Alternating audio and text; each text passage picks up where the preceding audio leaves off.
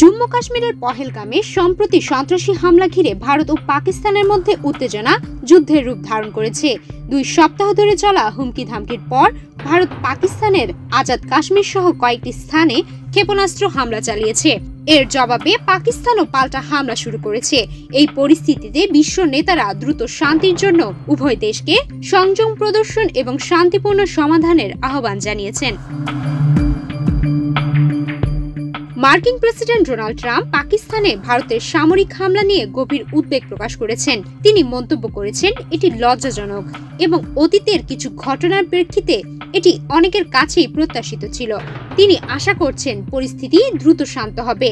মার্কিন পররাষ্ট্রমন্ত্রী Marco Rubio Bharat ও পাকিস্তানের পরিস্থিতি নিবিড়ভাবে পর্যবেক্ষণ করার কথা জানিয়েছেন এবং দ্রুত একটি শান্তিপূর্ণ সমাধানের জন্য আলোচনা শুরু করার আশা প্রকাশ করেছেন।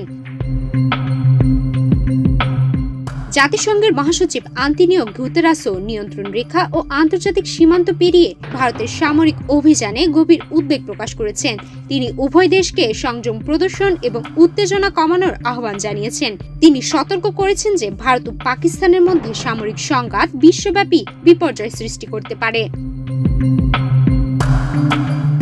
চীনের পররাষ্ট্র মন্ত্রণালয়ের মুখপাত্র পাকিস্তানে ভারতের সামরিক অভিযানে দুঃখ প্রকাশ করেছেন এবং পরিস্থিতি নিয়ে উদ্বেগ জানিয়ে উভয় পক্ষকে শান্ত থাকার এবং সংযম প্রদর্শনের আহ্বান জানিয়েছেন।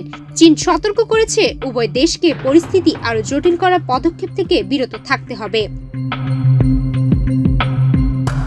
জাপানের প্রধান মন্ত্রিপরিষদ সচিব ইয়োশিমাসা হায়াশি কাশ্মীরের সন্ত্রাসী কর্মকাণ্ডের তীব্র নিন্দা জানানোর পাশাপাশি আশঙ্কা প্রকাশ করেছেন যে পরিস্থিতি প্রতিশোধমূলক বিনিময়ের দিকে নিয়ে যেতে পারে এবং একটি পূর্ণাঙ্গ সামরিক সংঘাতে পরিণত হতে পারে। তিনি দক্ষিণ এশিয়ার শান্তি ও স্থিতিশীলতার জন্য ভারত ও পাকিস্তানকে সংযম প্রদর্শন এবং সংলাপের মাধ্যমে সমস্যার সমাধান করার আহ্বান জানিয়েছেন। এছাড়া ভারতের প্রতি পূর্ণ সমর্থন জানিয়ে দেশটিতে নিযুক্ত ইসরায়েলের রাষ্ট্রদূত রিউভেন আজার বলেছেন, ভারতের আত্মরক্ষার অধিকারকে সমর্থন করে ইসরায়েল। সন্ত্রাসীদের জানা উচিত যে নিরপরাধদের বিরুদ্ধে তাদের জঘন্য অপরাধ থেকে লুকানোর কোনো জায়গা নেই। সুমায়া মিতু, বাংলাদেশ প্রতিদিন।